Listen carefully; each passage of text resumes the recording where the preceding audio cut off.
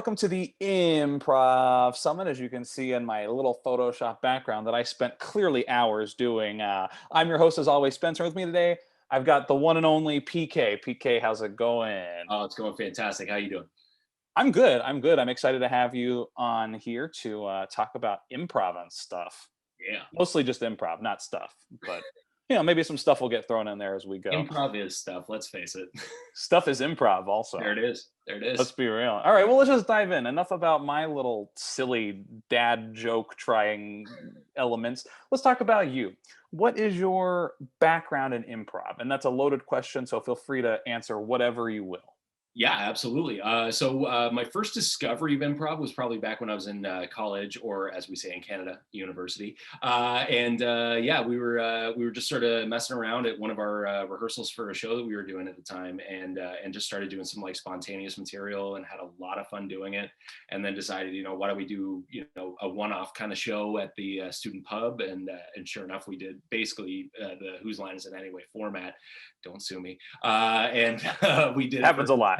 We did it for zero profit, but yeah, just did it at the student pub, and actually it went really, really well. Unfortunately, we didn't get a chance to do a second or third show because it was impossible to book times at that pub. But that's when I sort of really discovered it in regards to myself performing it. When I was younger, though, however, I went to Second City in Toronto at their original location, the old fire hall on Lombard Street. Anyway, we went there for my 13th birthday party, and it was just like I was just blown away by this style of performance and this style of comedy. So I had always known I wanted to be a performer all along, but I guess around the time that I was in college and experienced this, and then moved back to Toronto and realized that I could get a job working adjacent to the arts by working, front of house detail at Second City in Toronto. That's when I basically got introduced to that company and working for that company. And over a short period of time, I worked my way up from, a glorified busboy to becoming a bartender, to becoming the bar manager when we moved to our new location, and then one of the house managers. And then sure enough, I started teaching as well. And that's when it really, really took off for me. It was like when I started like doing the kids camps and seeing the benefits it could have for kids, especially kids on the spectrum as well. That was when it really sort of soared for me, because it was like, it wasn't just a comedy style anymore. It was a form of therapy, if you will. It's a form of catharsis for many. So I've just been taught in Toronto for about 7 or 8 years, and then moved down here to LA. I've been teaching here for 3 years through Second City Hollywood. And it's just been, I've never really looked back from the teaching aspect of it, because it not only is a really, really fun job to teach improv, but on top of that, it's also just like really, really helpful as a performer to be teaching it, because you sort of reinvest in your own basics and you break your own bad habits and start to recognize them a lot faster when you're teaching it. So that's kind of my history with improv. I love it. I love the idea that you're like sticking with it.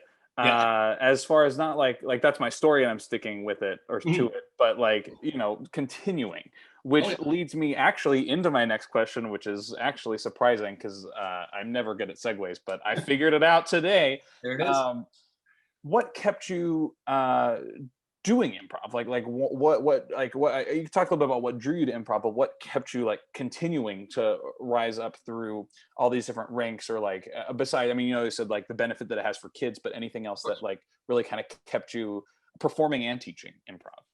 Yeah, the first thing is I really, really found that I identified with within the improv setting was the idea of just like the fact that literally everything we do in life is arguably improvised, right? And I mean, yes, you could say like studying for a test, maybe not so much, but it's like there's so many subsidiary applications of improv skills throughout life, whether it's professional life, social life, whatever the case might be, that it just started ringing more and more true to me that it really is something that you can use everywhere.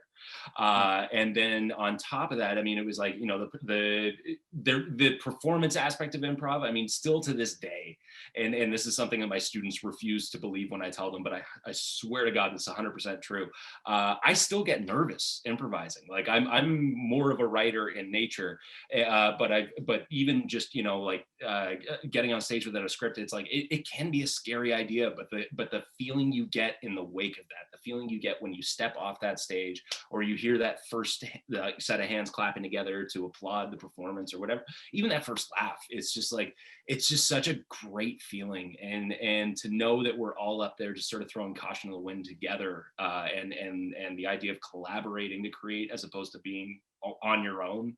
It's just such an appealing sense of community. And overall, I mean, it's like, the community between performers, the community between teachers and students, the community between performers and audience, it's amazing. And it just brings people together, and it can have so many deeper levels to it as well. It's like I've already said, with working with kids that benefit from it, but also just applying it to life, like any sort of corporate aspect of it, with communication, leadership, name it.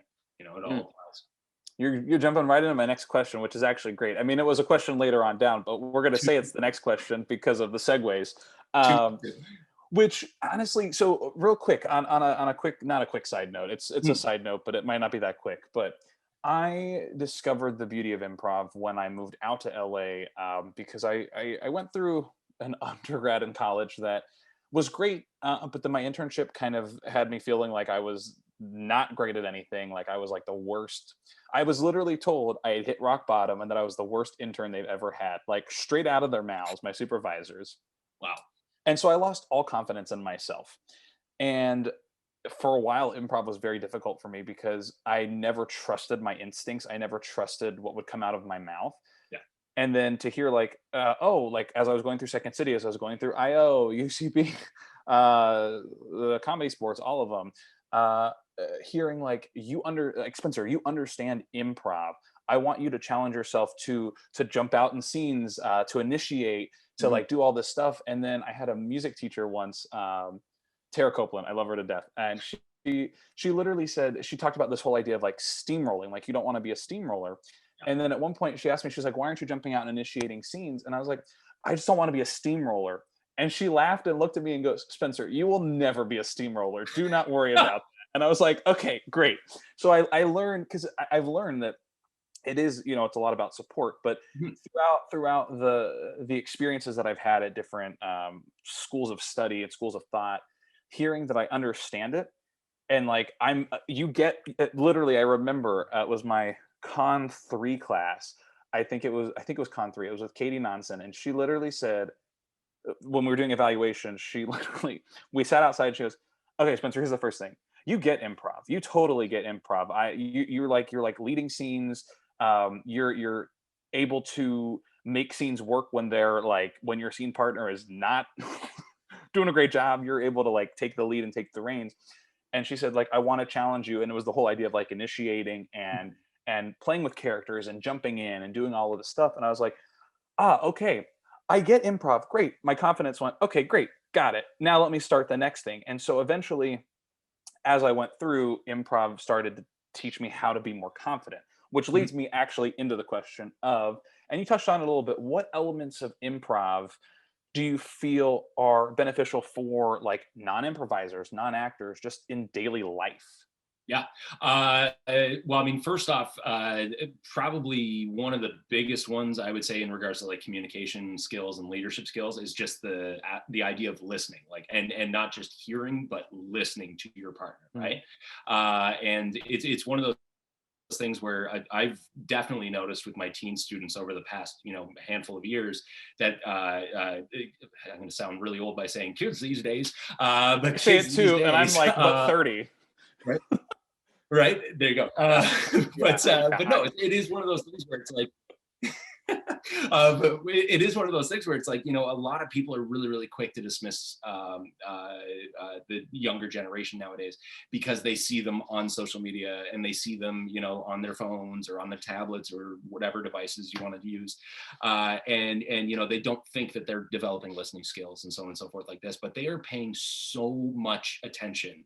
And so when they come into these classes, whether it's their first time or their 100th time taking these classes, it really is amazing the way that they not only listen to each other, but take care of each other too. I mean, say what you will about the whole anti-bullying campaign that, that basically took over a few years ago and the way in which it manifested in different settings.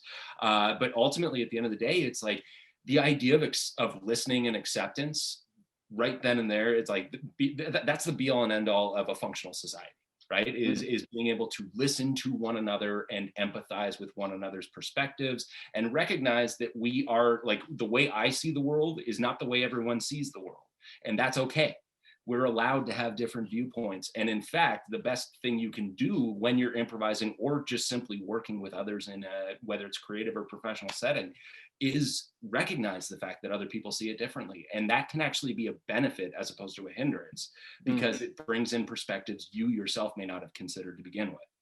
The other thing that I would say is the most important part of improv, and this one I say across the board in life, whatever, any aspect of life, is the normalization of failure. Normalizing failure is one of the hardest things to do in this world, because we are so conditioned to believe that it's such a negative thing, and it's tied to just so many bad sides of society or results wherever like this, right? It starts when we're in school, and it's like, don't fail that test, and it's like, of course you don't want to fail out of school, but when it comes to everyday life, it's like failure's actually how you learn, right? It's like you fall down and scrape your knee, you'll learn not to be a jerk while, running down the sidewalk, and guess what? You become safer as a result of it, right? And it is one of those things where it's like, I mean, that was one of my biggest struggles coming up through the improv system, was just like learning that it's okay to fail, and learning that it's okay for something to go wrong. And sometimes, in fact, that's the greatest gift of all, because you discover something you didn't even know was there in the process. And it's just such a, to find liberation through failure is really, it's probably, I'm going to say cathartic again, but it's probably one of the most cathartic moments that you could have, is to when you finally hit that precipice of recognizing that failure's not bad, and that it's actually a really, really good thing to have around and to recognize and to grow from. I love that. And you're not the first person that's brought up this idea of failure either, because, and I want to touch on it just real quick, because I think it's important, because that was one of the biggest things that, in a weird, ironic sort of way, boosted my confidence entirely. When I don't remember exactly what happened or where it was, but I remember doing a scene in class, and I think I literally just went like, I'm sorry, I don't know what I'm doing in this scene. I don't know, like, what's happening. And I literally stopped the scene and I was like, I don't.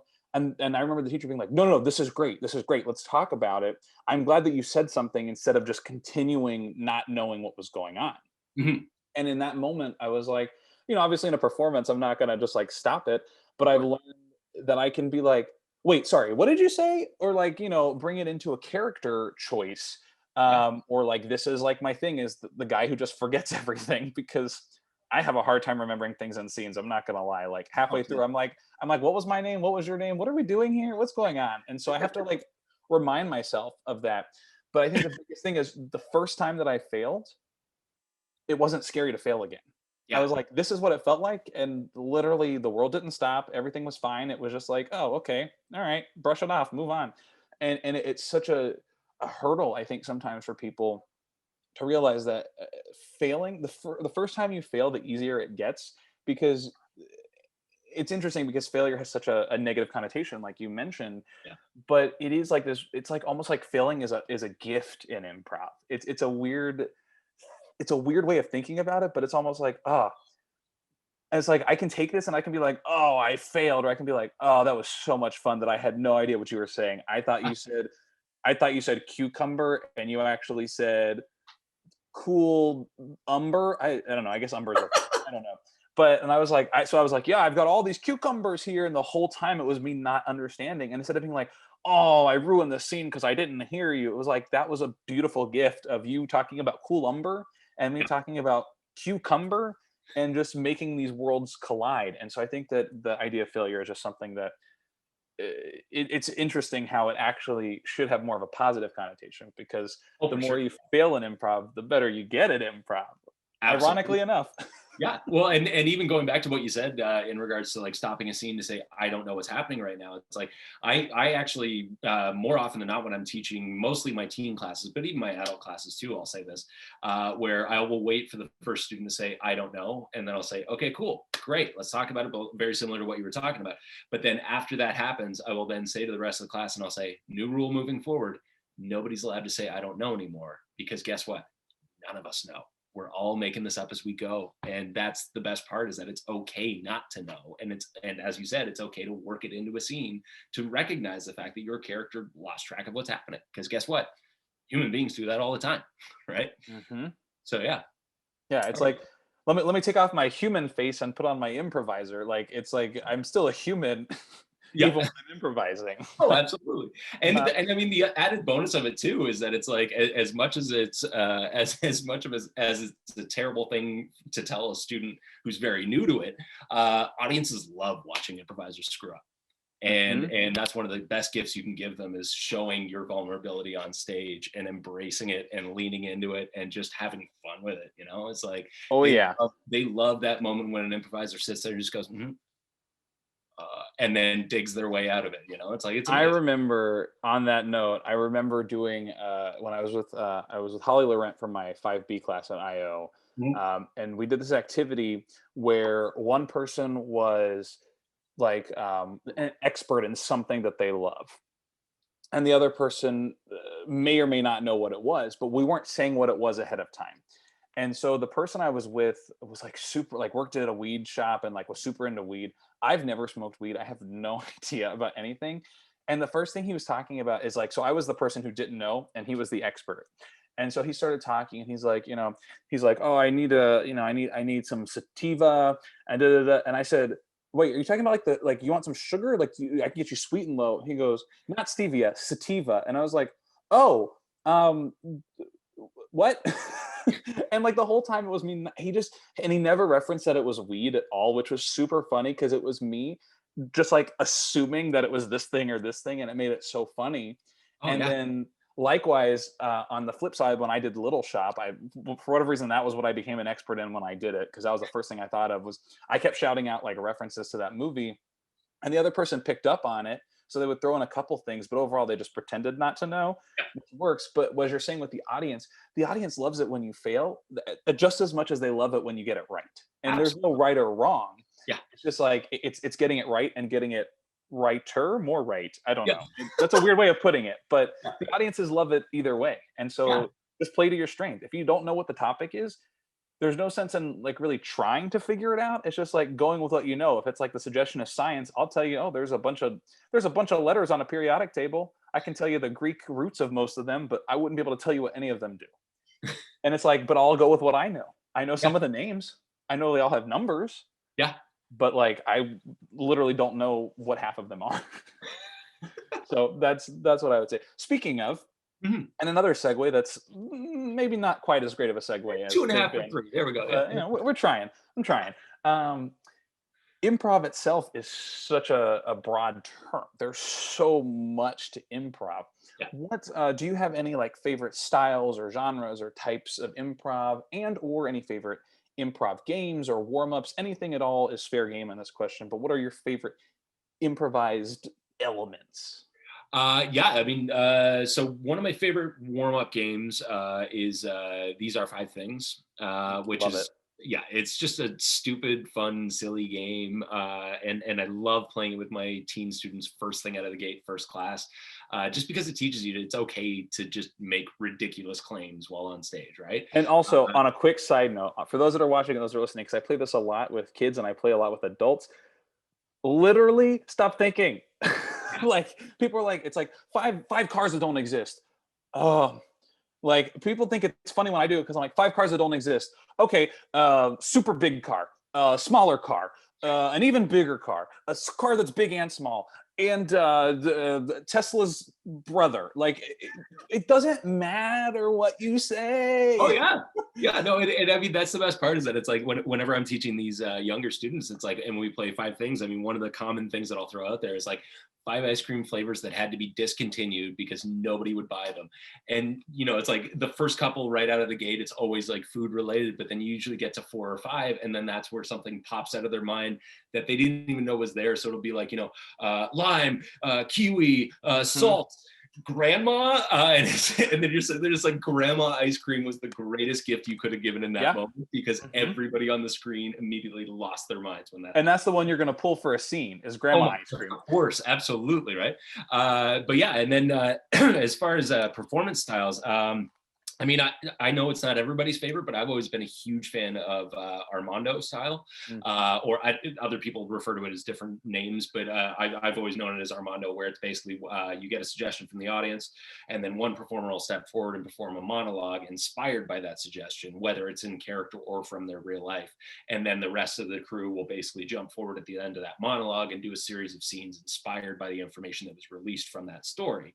And it's just nice because it's like I mentioned earlier how I'm a huge fan of the sense of community between performers and audience when it comes to improv, and the give and take that goes back and forth between them. And I mean, more often than not, because so many improvisers come from so many weird social backgrounds and just general histories or whatever, you get some really really interesting unique stories out of those monologues, and it's just amazing because it's like the audience gets to create a personal connection with this person as they're delivering this monologue. Whether it's true or not, they sit there and they generally perceive it as being very true, and so it's like before the show's even started, you're essentially sitting there and going like, I know this person way better than I did 2 minutes ago, and you get a glimpse into them. And then as you're watching them perform for the rest of the night, that story keeps coming back into your mind, being like, oh, now I see why they're like that, It's like, so I just always enjoy doing that.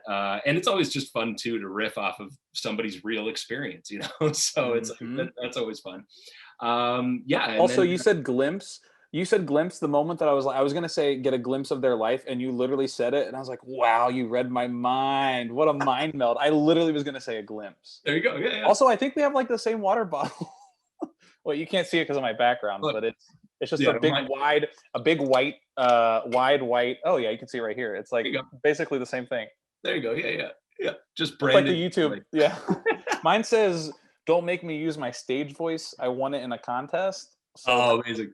Nice. Yeah, no, mine's a gift from when I was technically actually a bridesmaid in my friend's wedding. mm, Yes, I was on the bride's side. But this was one of the takeaways. It was a nice wedding in Northern Ontario, Canada, as you can see there you from go. this and the Adirondack chairs. I Yeah. was gonna say lounge chairs. It feels very Florida-esque, which is where I grew up. But pink Right. flamingos and Even alligators. Americanized it for you by saying Adirondack chairs. We know them as Muskoka chairs, but yeah. I I don't even know what word you just said, but I love it.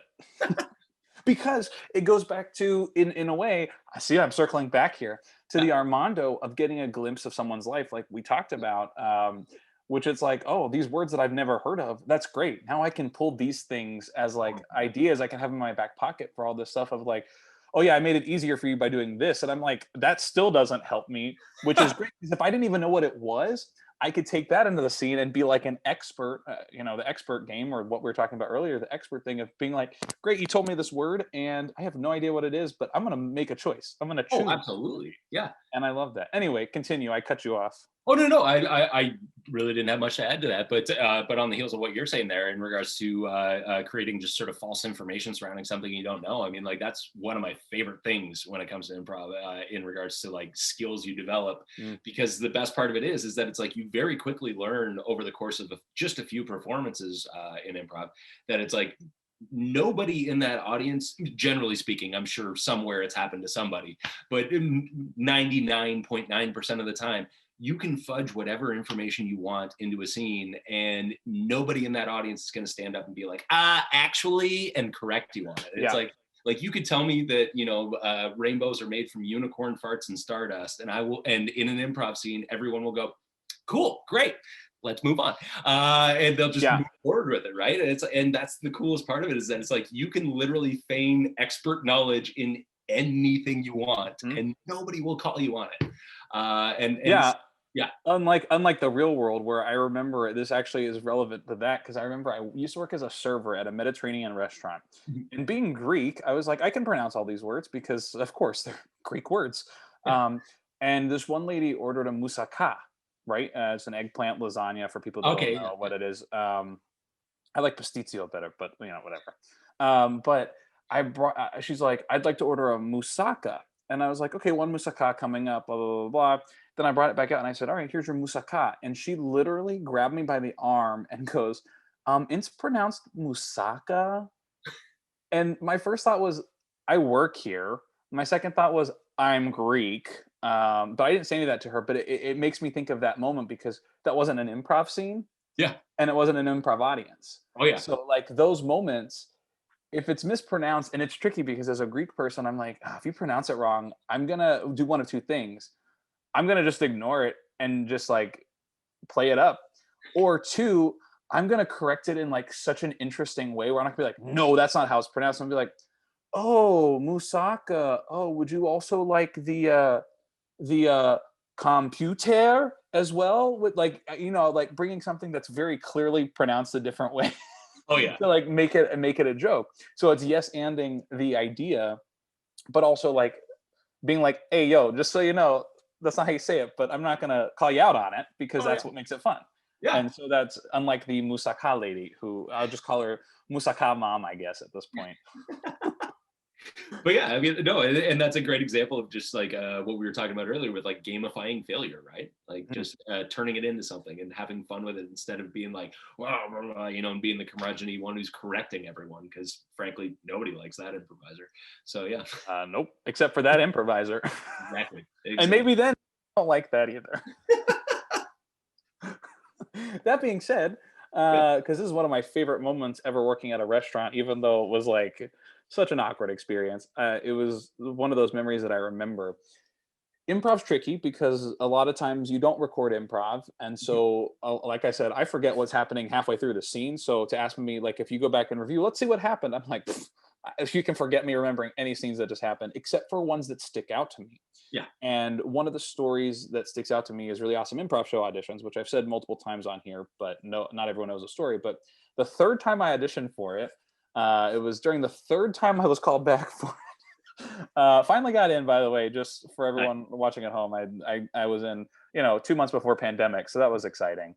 But the callback, I remember specifically the suggestion. I don't remember the exact suggestion. It was either like lawyer or judge or something like that. And I have this habit in improv to like over talk and just by rambling so I can figure out what I'm trying to say. So I was like, you know what? I'm going to make a physical choice. I'm just going to make a big physical choice. Mhm. And so that suggestion happened, and it was Foursquare, which I'm not great with scenic games. So I was like, this is not my favorite game. But I was playing up my strengths. And I was like, let me just go. So I literally laid on the floor, sprawled out, just started kicking my legs and flailing my arms. I just was kind of like doing this. And my scene partner comes in and she goes, sir, I know it's been a long day, but we really have to get back out there and finish these cases, these trials. And I was like, oh, just 5 more minutes. I'm so tired. And it worked out so well Yeah. because it was such a great initiation. I mean, I guess in theory, the physicality was the initiation, but the first line of dialogue spoken was such a great, it was like, okay, she got what was going on with me just doing this, but two, that was such a great line of dialogue that I was able to literally just heighten that right away. And this, high status character playing it very low status is super fun to play with, which leads me into my actual question. This is Yeah. how I get to my questions: is telling a 5 minute story. People don't want to hear me talk because I talk in all these way too much, and I say the same story, so people are probably like going to be like, "Fast forward." um, do you have any favorite moments when you taught a class, or when you were performing in a scene, or as an audience member in a scene, and there can be more than one, Mhm. that you just remember, whether it was a great moment or like one you're like, "Ah, I will never forget how awful this was, but the reason I love it is because XYZ." Yeah. I mean, there's a couple that sort of jump out in my mind. Yeah. As far as my favorite memory as a teacher slash audience member, there was, and this is a story that I've told hundreds of times over to fellow instructors, just because it's just such an amazing moment. But going back to what I was saying in regards to improv being super, super beneficial for kids that are on the spectrum, I should say neurodiverse, as technically the right term nowadays. Yep. Neurodivergent. Um, Yeah. yeah, so I had this one student, and his name was Jake, and I taught him a couple times prior to this, but this was basically this was back when I was in Toronto before we had moved our training center to the new location that just got torn down, but is about to move to another Yeah. location. A new one. Yeah, right. Anyway, Yeah, so we were doing this show because at the end of each term for our students, we do like sort of a final graduation show kind of thing, and the parents and the friends get to come and watch and so on and so forth like this. Anyway, we were playing a game called the Pet Peeve Rant, and it's basically you give each student like the same pet peeve, but they have to come up with a different point of view in regards to that pet peeve. Mhm. So it's like if this one was for humming, and so basically I had purposely set it up so that this specific game would be played with like Jake was going to be in the scene, and then I just put like two of the stronger improvisers from the class in there just in case as like support, right? And so the first student steps forward and they start going off about I hate it when people hum and blah, blah, like this sort of thing. And then the second student steps forward and they're like, I love it when people hum because music is life and blah, blah, like this sort of thing. And I'm sitting there and I'm like, oh no, Jake's hesitating, Jake's hesitating. Next thing I know, he steps forward, and I'm not even kidding you, this kid just out of nowhere just goes, I love humming so much. I wrote a song about it. And he just starts singing a completely improvised a cappella song. And the whole time I'm watching him do this, he's just going and going and going. And I'm sitting in the front row like this, just being like, yeah, like just let it go, let it happen, like this kind of thing. And the other two students are looking at me like, should we cut him off? Should we cut him off? And I'm like, your call, like let it go. And so eventually one of the other students steps forward and it sort of like cuts him off mid-song kind of thing. And it was great because he steps back and we got a bit of an applause break from the audience, and then the other kids come forward and do their thing, and then Jake steps forward without skipping a beat and just picks up the song where he left off and just plays it out to a grand finale, to the point that like I just turned to the stage manager, I was like, cut the lights, like that's it. And it was just like it was we basically got the as close as you can get to a standing ovation from parents and friends mid-show for that scene alone. And it was just amazing to watch because I had watched from the moment that this kid came to class and was just like sort of sitting in a corner by himself, and like he had a lot of trouble sitting still and focusing during class, understandably, and all these other kids sort of like at first were kind of like, oh, let's test him out kind of thing like this, but then they started working with him, and then they started like incorporating him into more of their scenes, and just really incorporating the group mindset kind of thing. But just to watch him go from that first day of just sort of being on his own island to just being the star of the show, it blew my mind. And it feels weird now to transition into a story about myself on that, but Well, if you won't want to quite yet, I can pick up and then transition into that story. Great. Yeah. Because I'm actually a board certified music therapist, for those people that Amazing. don't know. And this actually makes me think of a quick side note of a story, because one that involved music, which is something that we talk about, is using music as a therapeutic tool to enhance a non-musical specific goal. Yeah. But I remember I had another neurodivergent class at kindergarten, first grade level, and this one kid, he would come in every week and he would see me and he would be very excited, but he wasn't great at expressing verbally. And so we do a hello song, and I would say like, hello, I'll call him Mark, why not, because I don't want to give his real name. But hello, I probably Mark. shouldn't have, but yeah. Yeah, whatever. But I mean, at this point, if it was so many years ago, but hello, Mark. And Mark would just look at me, like stare at me, and I knew he wanted to say it, and I would go, hello, Mr. Spencer, and then he would repeat it exactly as I said it. Mhm. Several weeks later, I would say hello, and then he would pick up hello, Mr. Spencer, so he would finish it. And then eventually one day I'd walk into class and he would just go, hi, Mr. Spencer, and I was like, yes. And so it's one of those things where seeing that growth is so wonderful. Yeah. Because I know that it's something that resonated. And this is again where improv, see, I've got my light and I just shined all my face. But this is where, I mean, for me, music, but also with improv works, because improv, everyone learns improv in such a different way that seeing the growth, especially as a teacher, where you're like, okay, day one, they were at here. They were at here. Anyways, day one, they were here. Day, week 7 or 8 or whatever, however long the class is, they're here. Even if it's from here to here, Yeah. there's a growth. Sometimes you get a big growth, but sometimes you get just a little bit, and that little bit is okay. Absolutely. So it's one of those things where I just wanted to throw in there that like improv is such a great tool for growth, and everyone learns in a different way with improv. And so just because I had this thing where I was like, man, I've been improvising with these people for 20 minutes and they've been improvising for 5 years and I'm not as good as them. Why? I'm just not good at improv. And I was like, wait, hold on. This is my first improv class and I'm playing with people who have been doing it for 5 years. Yeah. There's going to be a difference. I'm not going to be as good because I haven't had the training or the reps or anything like that. Mhm. But my growth, I can see from my start to my current words. I do that a lot too on this words. I finally said it. I see my growth as an improviser from when I first started to now, Mhm. specifically in confidence, but also in making strong, bold choices, Yeah. which are again things. Anyway, that was just a quick side note. Let's segue into enough about me and more about you and your stories. Yeah, no, I mean, I'm trying to think of some other scenes that I really, really enjoyed. I mean, the one that's popping into my mind, and it's by no means the best scene I've ever done, but it was a hell of a lot of fun. Which We are also great. If you have fun Absolutely. and you don't know what's going on in that scene, but it was a blast and you remember that exhilarating feeling, that's also great. Oh, for sure, yeah, yeah. No, we before the current circumstance with the lockdowns and everything like that, we were doing a monthly improv show at Second City Hollywood called Welcome to Canada.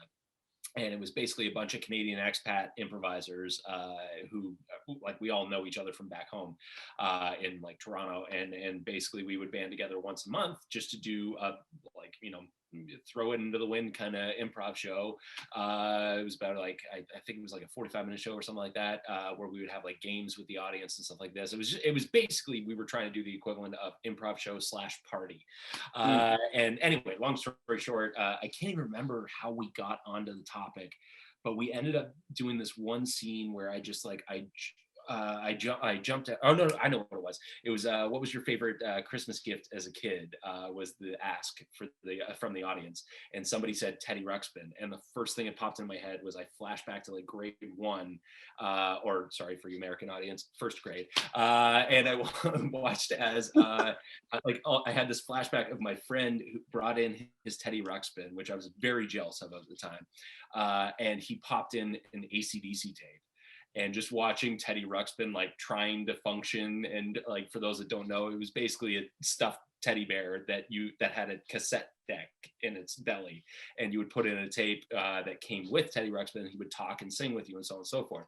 But people very quickly realized you could start putting in like hard rock tapes or heavy metal tapes or hip hop tapes, and he would still move and blink and all this sort of thing, but try to figure out what was going on.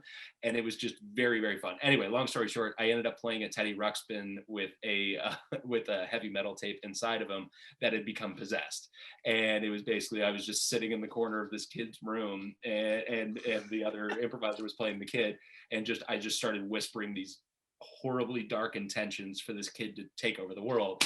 And for those that don't know, in my spare time, I'm also a horror novelist, so it was very much up my alley in regards to a thematic approach and a genre-based approach. But it was just also super fun to just be on my knees and going the whole scene and just saying these horrible, horrible things. And yeah, I mean, some would say it's maybe not the most appropriate reference, but at the same time, it was so much fun to just go to that super dark place just for a little while, in the name of fun, and it was Mm. just, I love that. And then, I mean, I think, oh boy, probably an example of one that didn't go well, but was still super fun. Back in Toronto, I was asked to be a guest star in the improv set at the Second City main stage. So that's like a 300-seat theater, Wow. double decker, whole thing like this. And after they do their main stage show each night, which is basically 2 acts of sketch comedy, they'll do a half-hour to 45-minute improv set and occasionally invite special guests to join them. And I was lucky enough to be asked to join them that night. And anyway, I think the suggestion for the set was party, and this is a very Canadian centric reference, but basically people came out and they, like, started this party, and there was this one person who didn't really feel like they belonged and all this like this, and it was very quickly revealed that all the people who were at this party were representatives of the various Canadian political parties. And so there were the liberals who are currently in power, then there were conservatives, which are basically Canadian Republicans, and then the NDP showed up, which is like the most socialist party we have up there, and so on and so forth like this. Anyway, it kept going and going and going, but nobody had accounted for a smaller party we have up north called the Bloc Québécois. I blanked on it for a second there, which is basically our French Canadian party, and it's very, very small, but they just like they've always been around, and they're always a party of influence because their vote, when it's tied to another party, can very much sway the political spectrum. Anyway, long story short, and this is a terrible, terrible stereotype of French Canada, so I apologize in advance. But basically, it was like they were having their whole debate over on the other side as to like who's the coolest person at this party to hang out with, and they're all trying to prove their mettle based on political viewpoints and social satire and so forth like this. And I stepped forward like this, trying to do a French Canadian accent, like, you know, there is another option, like this sort of thing. But my accent very quickly devolved from French Canadian to a really, really bad German accent.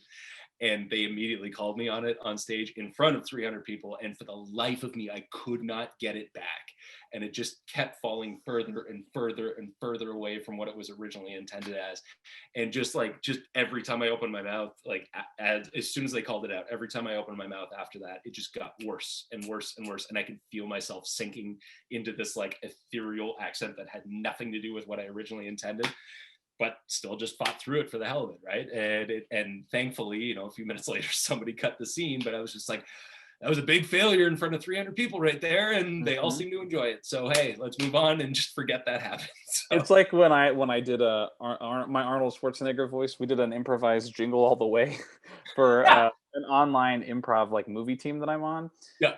And I had just watched the movie, but we have a director who like is like, okay, part 1, this happens. Okay, you got 4 minutes, go. And then part 2, whatever. And I just went like, okay, and then I forgot like the name, and like it started out pretty like okay, and then like 3 lines in, it just became me going like, okay, all right, now, and I was like, what accent am I doing anymore at all? And then I just kind of was like, no, yeah, I'm yes, oh yes, and I was like, didn't work. Also, this is also something that I find fascinating. So the way you pronounce this area in Canada is Toronto, right?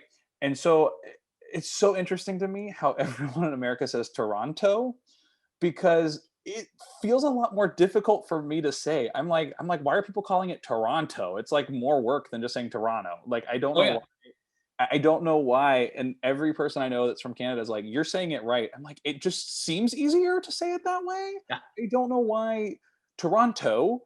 It's like, I guess because there's a T in there, we have to like emphasize the T, but Toronto's a lot easier to say.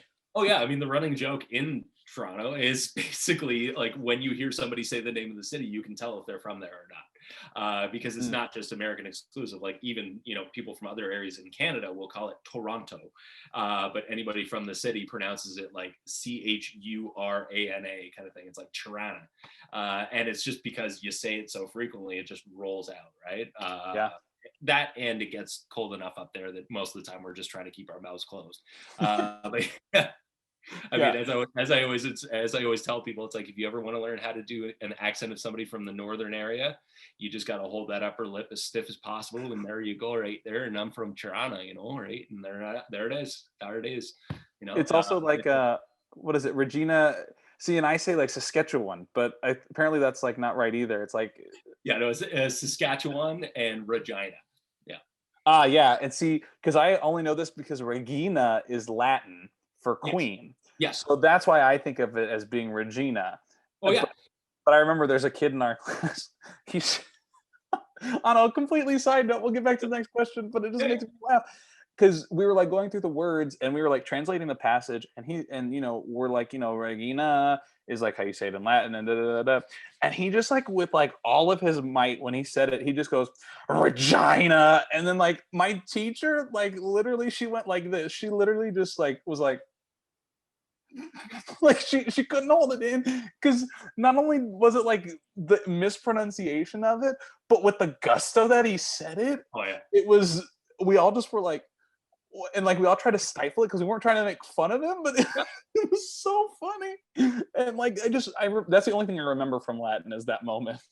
Well, yeah, and I mean the hilarious part is that like you were saying, it comes from the Latin word for queen, but that's legitimately how that town got its name because we are a Commonwealth country, so it is named technically Queen Saskatchewan.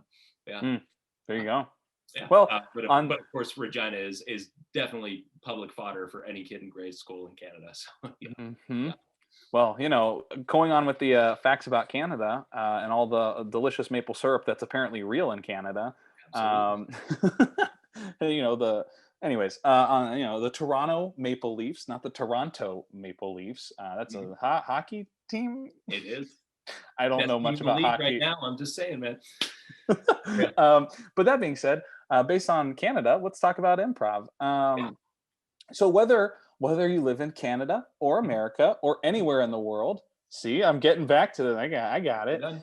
What would you say makes a successful improviser? And I can't take credit for that question. I give credit to the Brian James O'Connell BOC because I said good improviser, and he said don't make it about good and bad. Make it about being successful. And Yeah. so, to you, what makes a successful improviser? A successful improviser, above all else, it has zero interest in them being the funniest one on stage. That's basically it. If you are not willing to collaborate with others, if you are out there just for yourself, if you are out there to crack jokes, go do stand up.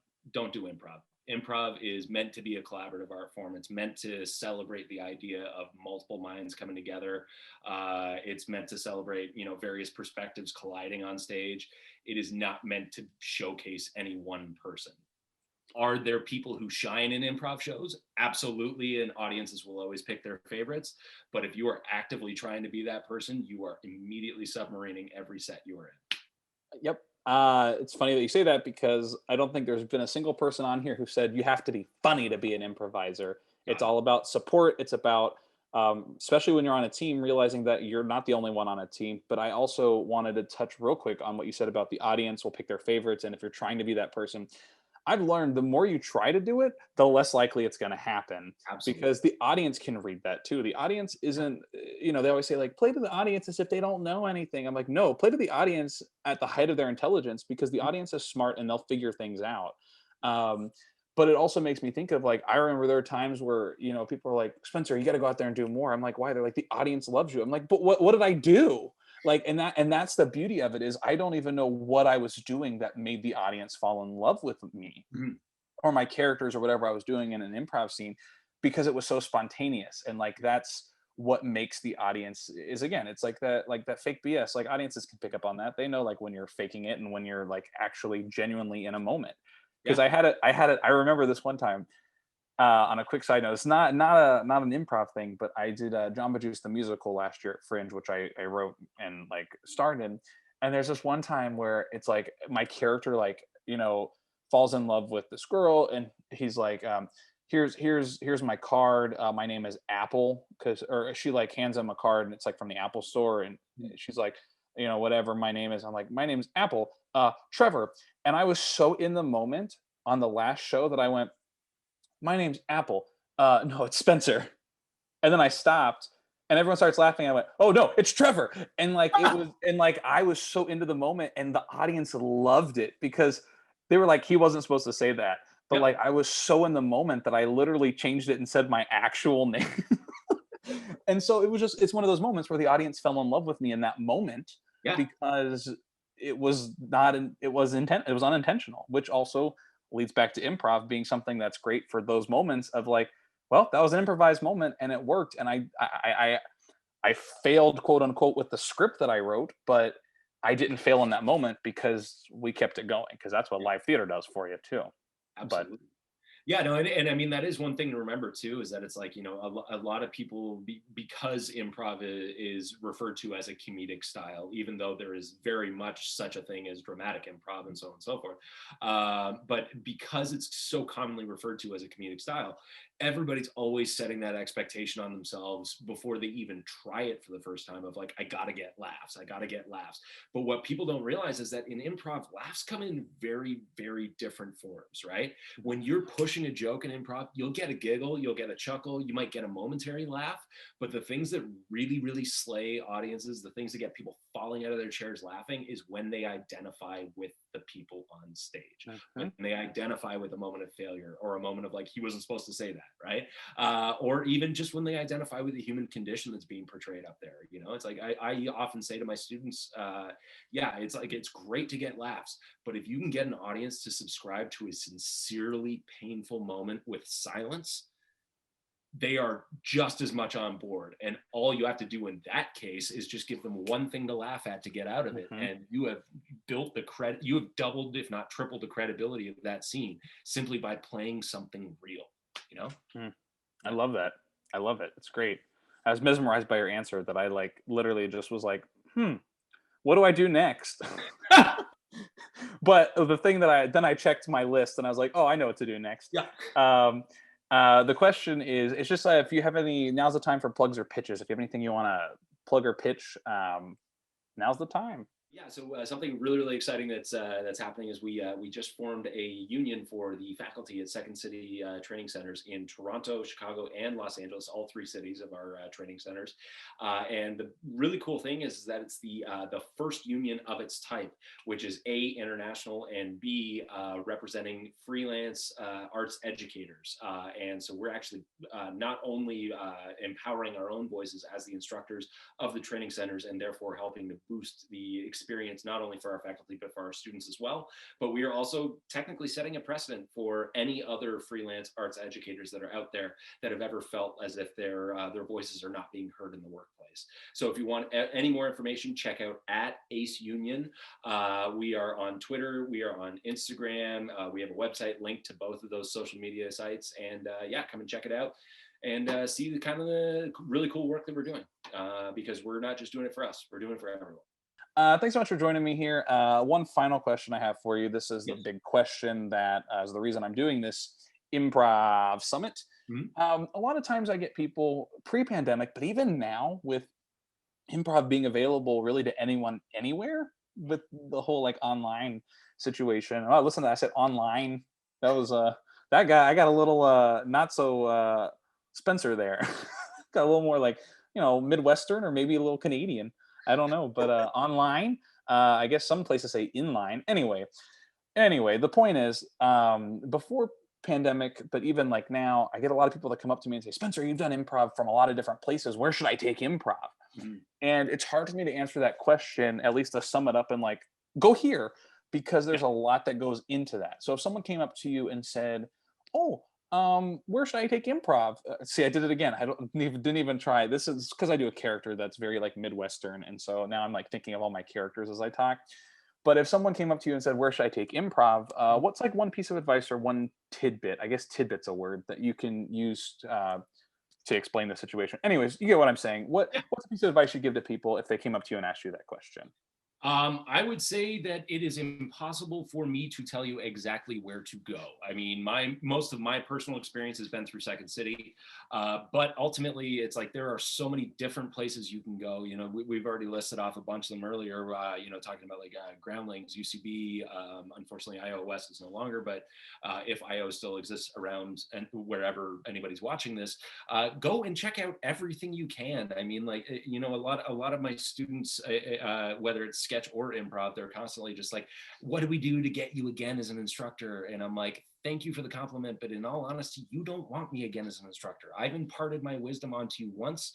Now it's time to learn from somebody else, because the best way that you can become a better improviser is to learn from as many different people as possible. Like I said before, it's all about collaborating mindsets and perspectives and experiences and all this sort of thing. So to learn from just one location or to learn from just one person, it almost limits you in a way, because it's like there's so many different ways you can approach this beast that is improv. Improv. I don't know where that came from. Apparently, I'm practical now. Improv. Learn improv, but 1, 2, 3 rules of improv. But that's called yes anding, by the way. It's called yes anding, everyone. It's called yes anding, everyone, by the way. What I was going to say though is, I mean, I would say just go everywhere you can and try it out until you find out what system works best for you. And once you find that system, get into that, like get deep into that system. Don't just take one level, take multiple levels, keep going back, form your own team with people who are also from that institution, because they will be of similar training. And even once you find your home, even once you find your institution that's your place, still open your mind to working with people from all over, because it's like that's the beauty of it, is that it's like improv doesn't have scripts and it doesn't have props and it doesn't have set pieces, because it's all organic in the moment, and it doesn't matter what kind of background you come from for improv, you can always work with somebody else. The more I, you work with, the better it is.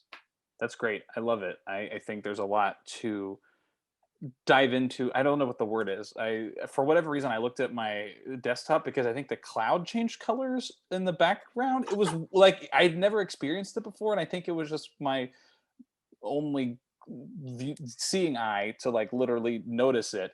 But it was, I just like went, wow, that went from very blue to very orange. And I also don't know if it's because the blue light filter just like kicked in or whatever. I don't know. Anyway, but there's a lot to dive into because it is this idea of there's so many different schools of thought Yeah. that there's, you could go to one place and be like, I hate improv, but maybe it's not, maybe that school's just not right for you, or like that teacher's not right for you. So again, as you said, to try different teachers. Maybe you'll be like, I vibe with this teacher, and when I get on a team, I want them to coach my team. Absolutely. But it's like teaching, learning from different people, but then like finding that coach or finding those, like you said, those people that you really like vibe with, and you're like, this feels right, is Mhm. great. So I think that's great advice. For sure. Well, I said that was the last question I had for you, but as always, I'm a big old liar. That wasn't the last question I had for you. Okay. The last question I have for you, and I say that, but it's not going to actually be the last question, is we've been talking a lot about improv. Would you like to do some improv? Absolutely. Let's do location. Location. All right. The suggestion, I'll give you two and you tell me which one you want. Hotel lobby and these are so interesting. Hotel lobby or trailer home. Oh, oh, let's do trailer home. All right, great. All right, thank you. Trailer home.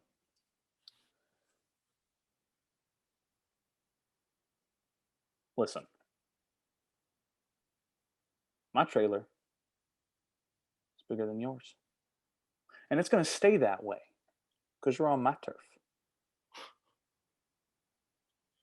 You know, you trailer elites, you're all the same, you all think that you got the best trailer out there. You all think it comes down to size. I'm going to tell you right now, I'm going to tell you one thing straight to your freaking face. All right, it's not about the size of the trailer, it's about the functionality of the hitch.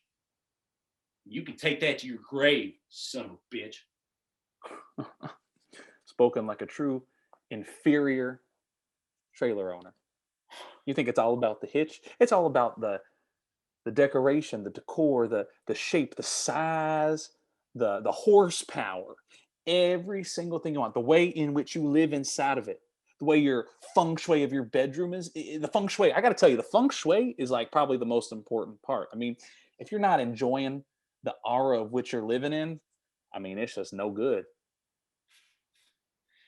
Here I hear doing a lot of jibber jabbering out there, talking about like lifestyles and talking about, feng shui and stuff. But I'm telling you right now, you're starting to sound more and more like one of them liberal elites. And I know this because I've been watching you. All right. I've been watching the way you've been conducting yourself at the family cookouts. I've been watching what you've been doing with your trailer over there. I know you're up to something. I know you're spreading these lies all over the trailer park about your, recycling and your solar panels. I'm on to you. I know what you're doing, Roger, and I don't care for it one bit. Not one bit.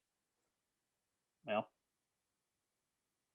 Mike, it's a modern trailer, if you will, with those solar panels and all the posters and stuff. The new posters. There's a lot. I don't know. There's a lot going on with it, but I reckon you're it might be a little jealousy, I think, in there, and that's okay. That's okay. You know what? We can settle this an easy way. Why don't you Okay. pop into my trailer, and after you explore it, if I'm wrong, you can have my trailer. I see. So you're going for the classic stepsy, insies, takesies routine. All right. All right, you're on. You know what? I will step into your trailer. I will step into your cave of sin. I'll step in there and I'll see all your, little progressive doodads and your little liberal elite collectibles and your little, dolls on a shelf. Those bobbleheads. Yeah, I seen them. I'll go in there. I'll take a look at it. And you know what I'm going to do? I'm going to take that trailer and I'm going to burn it to the ground. That's what I'm going to do. Yeah. Just going to step right through this door right here. And you know what? I'm going to show you. I'm going to show you how unfunctional this trailer really is. And I'm going to tell you oh my God. It's beautiful in here. I told you. Why do I suddenly feel so balanced? Everything seems to be making sense now. What's happening? Why? It's the feng shui. The feng shui? Feng shui. What's that? Some sort of noodle dish? It's the aura that you feel when you come in. It's a nice energy. I feel like a kid at Christmas, getting that G.I. Joe fighter plane, the one I asked for but never got. This is the feeling I've always wanted in my heart. Why? Why are you making me love sin? Why are you making me a liberal sympathizer, you son of a bitch? Ah! I'll be honest, Mike. This feng shui is really getting to your head. I want to love. I don't want to hate no more. Well, why don't you attach your trailer up to my trailer and let's just go on a ride. You think I could grab one of these bobbleheads from my trailer? Get the hell out of here. Okay.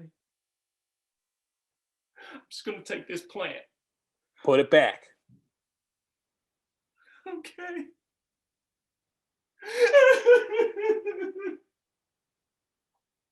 Scene. Thanks everybody so much for coming to the Improv Summit. I'm Spencer. That's Paul PK. See you next time. Bye. Yeah.